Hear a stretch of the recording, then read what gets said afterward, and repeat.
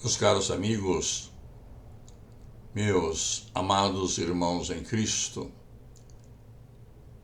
boa tarde. Hoje é um domingo, nós estamos aí no dia 21 de agosto de 2022. Quero falar com vocês sobre uma questão que eu comecei a falar domingo passado ou durante a semana e trouxe muita inquietação e alguns questionamentos, e eu gostaria de respondê-los de maneira bastante sucinta. Comunismo, socialismo e Deus. Esta semana eu fiz a reflexão sobre o comunismo e socialismo e disse que esses sistemas de governo são antagônicos ao cristianismo. Afirmei que o cristão que se diz da esquerda, comunismo ou socialista, não é cristão. Por quê? E eu vou responder aqui, complementando aquilo que eu já disse no domingo passado. Antes de formular algumas respostas, rapidamente eu trago a definição que o Google traz sobre esses princípios. O socialismo, ele procura alcançar a igualdade entre os membros da sociedade. O comunismo, por sua vez, que antecede ao socialismo, seria o resultado da implantação das ideias socialistas, onde o objetivo principal é a busca da igualdade entre os membros da sociedade. Assim, o governo, que estaria formado pela classe trabalhadora, seria o proprietário e teria o poder. O socialismo é um sistema econômico e ideológico que é decisório em todos os assuntos, e ele sucede o comunismo. Na verdade, o comunismo e o socialismo, ele é governado por um grande partido, segundo dito já por um esquerdista, e que tem força, e ali ele subjuga o proletariado. Em ambos os partidos, em ambos os princípios, Deus está de fora. A religião, ela é extirpada.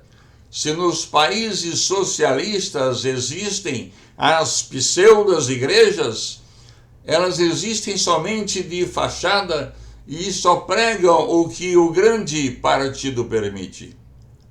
A igreja verdadeira, se ela quer pregar nos países comunistas, elas têm que se reunirem lá nas catacumbas para não serem descobertas, porque se forem descobertos, eles serão aniquilados. Por essa razão, eu afirmei que o comunismo e o socialismo não se misturam com o autêntico cristianismo que segue os ensinamentos da Bíblia. Os idealizadores desses regimes, começando lá por Karl Marx, Friedrich Engels, Lenin, Fidel Castro e outros, eram todos ateus e entendiam que a religião entorpece o povo e a forma de acabar com esta cultura judaico-cristã é eliminando-os. Uma das questões levantadas foi perguntando-me se Deus não fez nós a sua imagem e semelhança e que Jesus foi um socialista. É bem verdade que Deus nos fez a sua imagem e semelhança, porém não é verdade que Jesus foi um socialista. Primeiro porque ele era 100% Deus, 100% homem.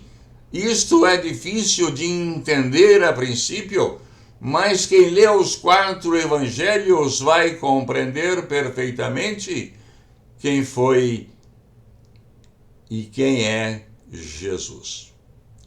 Jesus não foi enviado à Terra como um político.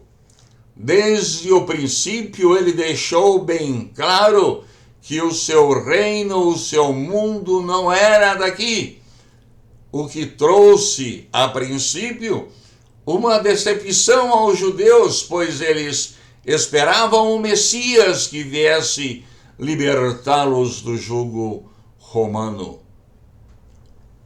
E isto não aconteceu.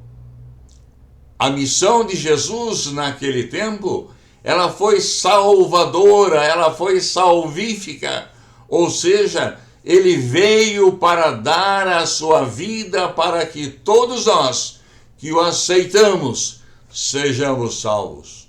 Não foi para estabelecer um reino aqui na terra e muito menos o socialismo.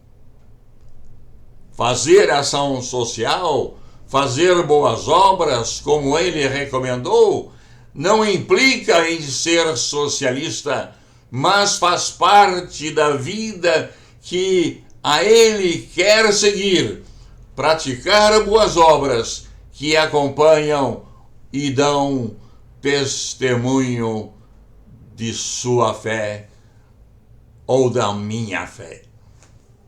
Jesus morreu em uma cruz sem oferecer resistência alguma. E eu pergunto, se ele tivesse vindo para implantar um socialismo, ele poderia pedir ao Pai bilhões de anjos guerreiros e acabariam com seus inimigos, como acontecerá lá no final dos tempos. Isto é, para aqueles que acreditam no que ele disse. Se você não acredita, paciência, sofrerá as consequências de sua incredulidade. Outra colocação que foi feita é de que eu misturo religião e política.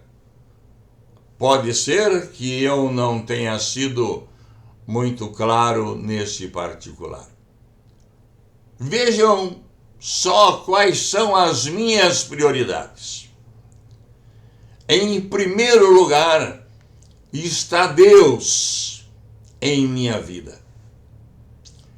Em segundo lugar na minha vida, está a minha família. Em terceiro lugar na minha vida, está o meu trabalho, sem o qual eu não sustento a minha família. Em quarto lugar está a Igreja de Jesus Cristo, da qual eu faço parte.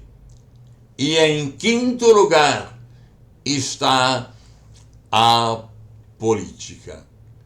Eu distingo muito bem as minhas prioridades e deixei a política em um último lugar, isto porque é lá em Brasília que os políticos que elegi ou não decidem o que posso fazer ou não e muitas vezes o que não devo fazer. Se fazem uma lei injusta, isto atinge primeiramente a minha vida como um todo e em particular meu trabalho, pois sou advogado e para defender quem me procura, não posso concordar de forma alguma que sofram por causa de uma lei injusta. Aproveitando a questão do aborto, afirmei que sou contra, e sou contra pelas razões que disse na reflexão passada, porque aborto é um assassinato. Afirmo isto e mais, mesmo que uma menina ou jovem seja estuprada e venha a se engravidar, entendo que é desnecessário o aborto. Que nasça a criança e quando nascer, se ainda não querem aquele bebê, que o entregue para a adoção. Simples assim. Digo isto que por mais de meio século defendo as crianças. Quem me conhece sabe muito bem o que penso a respeito. Fui questionado que se eu mudaria de ideia se isso acontecesse em minha casa. Eu digo e afirmo, nada fará mudar o que penso e o que Deus estabeleceu. E nada falo do que não tenha eu vivido nesses 76 anos de vida e perto de 50 anos de advocacia. Deus, meus amigos, é contra o aborto. E mesmo que não tenha o risco de uma das duas morrerem, a opção deve ser a favor da criança, se bem que em nossos dias é perfeitamente possível salvar mãe e o bebê. Mas a Bíblia registra um fato, que quando Raquel, a esposa amada de Jacó, também chamado de Israel, estava para dar à luz a Benjamim, foi um parto difícil e naquele tempo já existia o aborto. Mas preferiu-se que Benjamim nascesse e Raquel morresse. Muitos outros casos existem na Bíblia que nos ensina sobre esse contexto de aborto. Afirmo que qualquer pessoa, cristão ou não, que praticar o aborto está sendo um assassino. Tanto a mãe que assim permite, como o médico que o faz, ou a enfermeira, ou seja lá quem for. Com relação às leis injustas, possivelmente nosso escritório tenha sido o único que teve a coragem de afirmar que não obedeceria a um mando judicial vindo de uma lei injusta. Para isto, eu preciso lançar mão da política. Nesses últimos 10 anos, veja lá na recepção do Congresso Nacional, quantas vezes lá estivemos militando para que duas leis comunistas e socialistas, que faz parte de nosso mundo jurídico, fossem ou sejam revogadas. É a lei da alienação parental, que já temos falado muito sobre isto, e agora o projeto de lei das famílias do século XXI, de autoria do deputado Orlando Silva, do Partido Comunista do Brasil. Você sabe o que esse projeto das famílias do século XXI prevê? Ela prevê que o homem pode casar também com a sua cunhada, pode casar com a sua filha, pode casar com a sua tia, pode casar com a sua mãe e podem habitar no mesmo teto e a mulher tem que aguentar. Da mesma forma, a mulher pode casar com seu filho, pode casar com seu cunhado, pode casar com mais de um homem e é obrigada o homem a aceitar este casamento, porque aí se trata de uma relação socioafetiva e aí então temos a família do século XXI, a família composta de várias pessoas que se entrelaçam pelo amor. Você acha isso bom para você?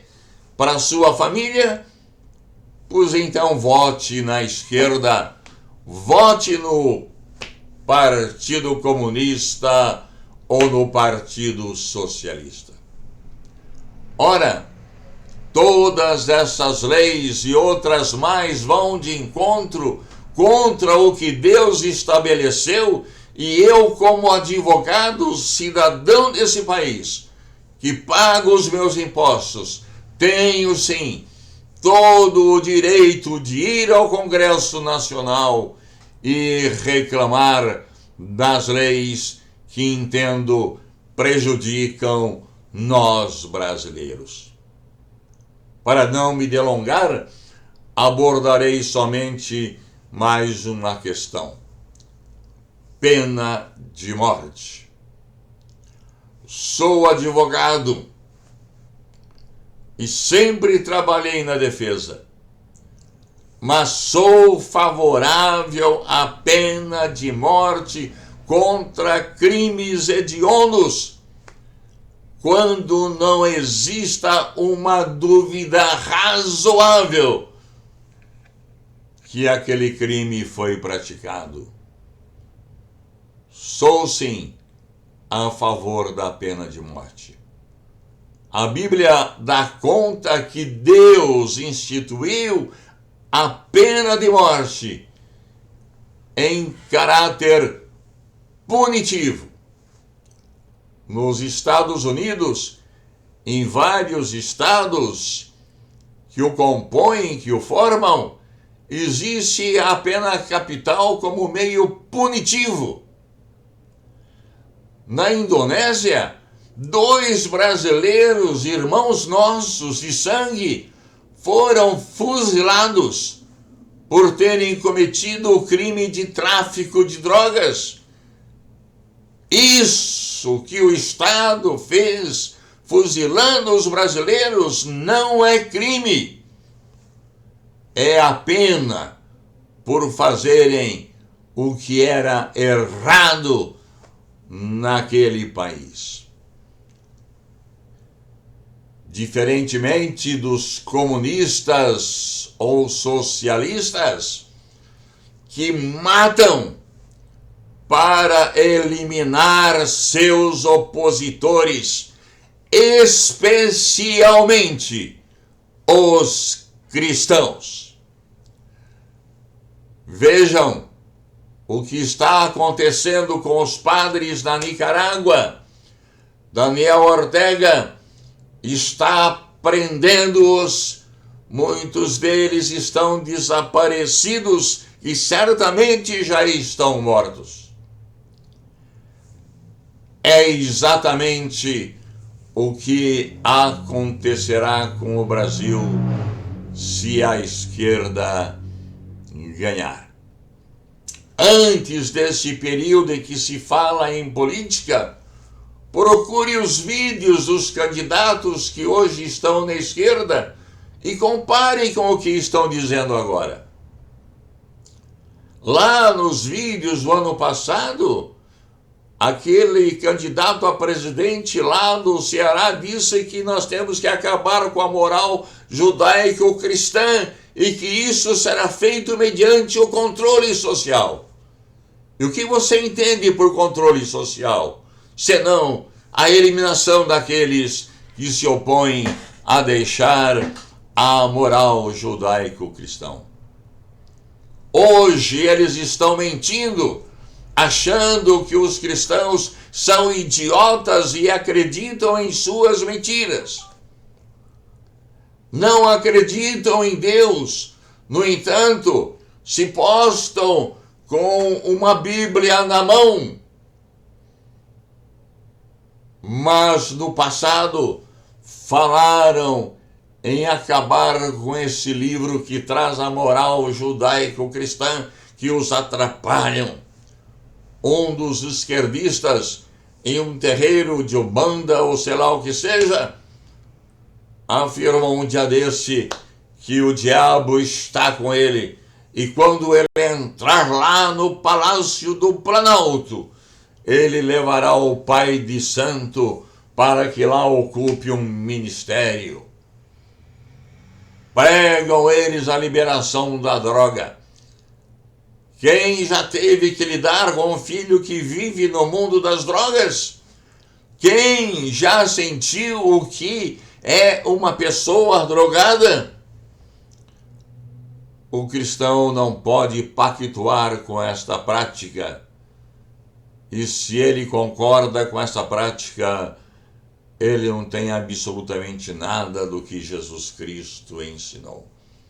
Ou não entendeu nada do que Jesus veio e pregou e sofreu.